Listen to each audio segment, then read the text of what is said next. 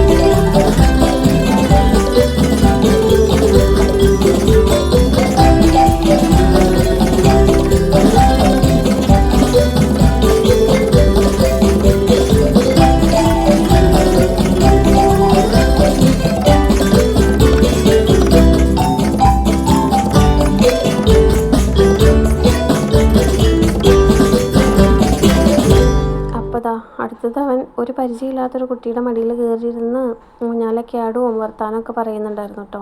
അപ്പോൾ ആ മൂത്ത ആൾ ഒരു അങ്ങനെ ഒരു സംഭവത്തിൽ കയറി ഇറങ്ങിയൊക്കെ വരുന്നുണ്ട് കേട്ടോ. എന്തായാലും പിള്ളേർക്ക് ഹാപ്പിയായി ഒരു ചിൽഡ്രൻസ് പാർക്കിൽ പോയപ്പോൾ തന്നെ. ആ ഒരു വിഷമം രാവിലെ ആ പറഞ്ഞ സ്ഥലത്ത് പോവാത്തതിൻ്റെ ഒരു വിഷമമൊക്കെ അങ്ങനെ ഞങ്ങളുടെ മാറി കിട്ടി കേട്ടോ, ഒരു പരിധി വരെ. പിള്ളേർ നന്നായിട്ട് എൻജോയ് ചെയ്തു. ഞങ്ങളൊരു 7 മണിയൊക്കെ ആയപ്പോഴാണ് പിന്നെ വീടെത്തിയത്.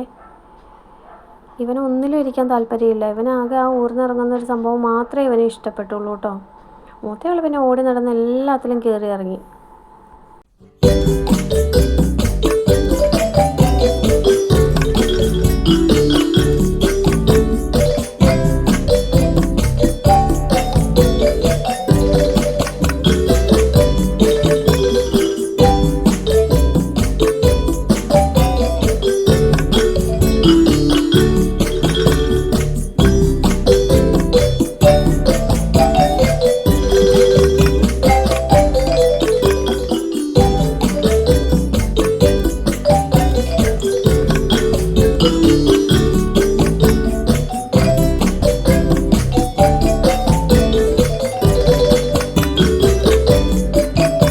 പിന്നെ അതാ നമ്മൾ കയറി ചെല്ലുമ്പോൾ കുറച്ചങ്ങ് കയറി പോകുമ്പോഴത്തേക്കും അവിടെ ഒരു ട്രീ ഹൗസൊക്കെ ഉണ്ട് കേട്ടോ. പിന്നെ നമ്മൾ അതിലേക്കൊന്നും പോയില്ല, കുറച്ച് സന്ധ്യ ആവാനായിട്ട് തുടങ്ങിയിട്ടുണ്ടായിരുന്നു. ജസ്റ്റ് നമ്മളവിടെ നോക്കിയിട്ട് അടുത്ത് വെച്ചൊന്ന് സൂം ചെയ്തിട്ട് ഒന്ന് ജസ്റ്റ് കാണിച്ചെന്നേ ഉള്ളൂ. ഞങ്ങൾ അങ്ങോട്ട് കയറിപ്പോയില്ല. പിന്നെ ഞങ്ങൾ തിരിച്ച് പോകാനായിട്ടുള്ള തയ്യാറെടുപ്പിലായിരുന്നു കേട്ടോ. ഇവൻ എന്ത് ചെയ്ത് അവിടെ നിന്ന് വരില്ലായിരുന്നു. അവന് ഭയങ്കരമായിട്ട് ഇഷ്ടപ്പെട്ടു പോയി പാർക്കൊക്കെ. അപ്പോൾ എൻ്റെ ഈ ഒരു കുഞ്ഞു വീഡിയോ ഇത്രയേ ഉള്ളൂ. അപ്പോൾ എൻ്റെ വീഡിയോ നിങ്ങൾക്ക് ഇഷ്ടപ്പെട്ടാൽ ലൈക്ക് ചെയ്യാനും കമൻറ്റ് ചെയ്യാനും സബ്സ്ക്രൈബ് ചെയ്യാനും മറക്കരുത്. കൂടെ ആ ബെല്ലൈക്കൺ കൂടി എനേബിൾ ചെയ്ത് വെച്ചോളൂ. അപ്പോൾ ഞാനിടുന്ന വീഡിയോയുടെ നോട്ടിഫിക്കേഷൻ നിങ്ങൾക്ക് കിട്ടുന്നതായിരിക്കും. അപ്പോൾ അത് ഞങ്ങൾ തിരികെ മടങ്ങുന്ന ഒരു വഴിയിലെ നല്ല ഭംഗി തോന്നിയ കുറച്ച് കാഴ്ചകളും കൂടെ ഞാനതിങ്ങനെ ക്ലിപ്പായിട്ട് എടുത്തിട്ടുണ്ട് കേട്ടോ. അപ്പോൾ ഈ ഒരു വീഡിയോ ഇത്രയേ ഉള്ളൂ. അപ്പോൾ അടുത്ത വീഡിയോയിൽ വീണ്ടും കാണാം. ടാറ്റാ ബൈ ബൈ, സീ യു.